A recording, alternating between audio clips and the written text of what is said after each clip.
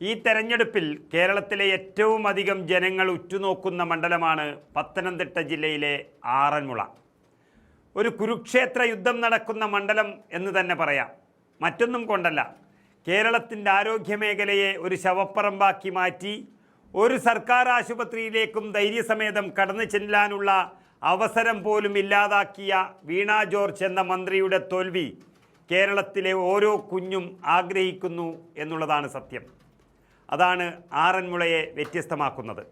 സ്വന്തം ഭർത്താവ് പോലും വീണ ജോർജിനെ ഇനി മത്സരിപ്പിക്കരുത് എന്നും പറഞ്ഞ് പാർട്ടിയോട് കരഞ്ഞത് തോൽക്കും എന്ന സൂചന ലഭിച്ചതിന് ശേഷമായിരുന്നു. അങ്ങനെ ജനങ്ങൾ കാത്തിരിക്കുന്ന ഒരു തോൽവിക്കായി കേരളവും കാത്തിരിക്കുമ്പോൾ അതിൻ്റെ ദൗത്യമേൽപ്പിച്ചിരിക്കുന്നത് യൂത്ത് കോൺഗ്രസിൻ്റെ അതിശക്തനായ നേതാവ് അബിൻ വർക്കിയെയാണ്. ആറന്മുളയിൽ കഴിഞ്ഞ 10 വർഷമായി വികസന മുരടിപ്പാണ് സംഭവിച്ചതെന്നും അതുകൊണ്ട് തന്നെ ആറന്മുളയെ വീണ്ടെടുക്കാനുള്ളൊരു തെരഞ്ഞെടുപ്പാണിതെന്നും പറഞ്ഞുകൊണ്ടാണ് അബിൻ വർക്കി മണ്ഡലത്തിൽ എൻട്രി ആയത്.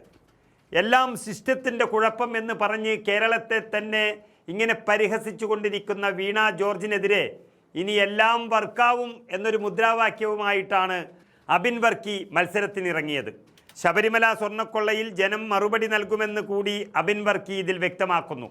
അതായത് വ്യക്തമായ 2 കാരണങ്ങൾ വെച്ചുകൊണ്ടാണ് അബിൻ വർക്കി തെരഞ്ഞെടുപ്പ് പോരാട്ടത്തിന് ഒരുങ്ങിയത്. അത് ശബരിമലയിലെ സ്വർണ്ണക്കൊള്ളയും അതുപോലെ വീണ ജോർജ് എന്ന ആരോഗ്യമന്ത്രി കേരളത്തിലെ ജനങ്ങളുടെ ജീവൻ അപകടത്തിലാക്കിയ സംഭവവും. ഈ 2 സംഭവം ഇളക്കി വിട്ടാൽ മാത്രം മതി വിജയം ഉറപ്പായ മണ്ഡലമാണ് ആറന്മുള എന്നുള്ളൊരു പ്രത്യേകതയുണ്ട്. നമുക്കറിയാം, ശബരിമല ഇരിക്കുന്നത് പത്തനംതിട്ട ജില്ലയിലാണ്. അതിൻ്റെ എല്ലാ സമരങ്ങളും നടന്ന പത്തനംതിട്ട നഗരം ഇരിക്കുന്നത് ഈ ആറന്മുള മണ്ഡലത്തിലാണ്. മാത്രമല്ല, അയ്യപ്പനെ ജീവന് തുല്യം ആരാധിക്കുകയും ബഹുമാനിക്കുകയും ചെയ്യുന്ന വലിയൊരു ജനസമൂഹമാണ് ആറന്മുളയിൽ ഉള്ളത്. അത് വിശ്വാസികളുടെ നാടാണ്. മാത്രമല്ല, അയ്യപ്പൻ്റെ സ്വർണം മോഷ്ടിച്ചതിലെ പ്രധാനിയായ എ പത്മകുമാർ ആറന്മുളക്കാരനാണ് എന്നുള്ളതും അദ്ദേഹത്തെ തെരഞ്ഞെടുപ്പ് കമ്മിറ്റിയിൽ നിന്നെല്ലാം ഒഴിവാക്കാനുള്ള കാരണമായതും ഇപ്പോൾ ഒരാഴ്ചയ്ക്ക് മുമ്പാണ്.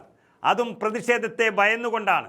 അങ്ങനെ ശബരിമലയിലെ മോഷണം സർക്കാരിന് ഏറ്റവും വലിയ തിരിച്ചടിയായി മാറുമെന്ന് ഉറപ്പിക്കുന്നൊരു മണ്ഡലമായി ആറന്മുള മാറുമ്പോഴാണ് കൂനിൽമേൽ കുരു എന്ന പോലെ ആറന്മുളയിലെ സ്ഥാനാർത്ഥിയായി സിറ്റിംഗ് MLA കൂടിയായ ആളെക്കൊല്ലി മന്ത്രി എന്നുള്ള കാര്യവും അവിടെ വിനയായി മാറിയത്. സർക്കാർ ആശുപത്രിയിൽ പോയ എല്ലാവർക്കും വയറ്റിൽ കത്രികയോ ഇനി തുണിക്കഷണങ്ങളോ വെച്ച് തുന്നിക്കെട്ടുകയാണ് ചെയ്യുന്നത്. അതോടെ രോഗികൾ പലരും സെക്രട്ടേറിയറ്റിന് മുന്നിൽ സമരത്തിലിരിക്കുന്നു. ആശുപത്രിയിൽ രോഗിക്ക് കൂട്ടുകിടക്കാൻ വന്നവർ ആശുപത്രി കെട്ടിടം തന്നെ ഇടിഞ്ഞു വീണ് മരിക്കുന്നു. ഹൃദ്രോഗിയായ ഒരാളെ ഒരാഴ്ചയിലേറെ ചികിത്സിക്കാതെ മരണത്തിലേക്ക് തള്ളിവിടുന്നു. ലിഫ്റ്റ് പോലും കേടായാൽ 3 ദിവസമെല്ലാം രോഗികൾ അതിൽ കിടക്കേണ്ടി വരുന്ന ഒരവസ്ഥ. ഇനി ഇതെല്ലാം സഹിച്ച് ഗതികെട്ട് ആശുപത്രിയിൽ പോയാൽ അവർ തറയിൽ കിടക്കേണ്ടി വരുന്ന ദുരവസ്ഥ.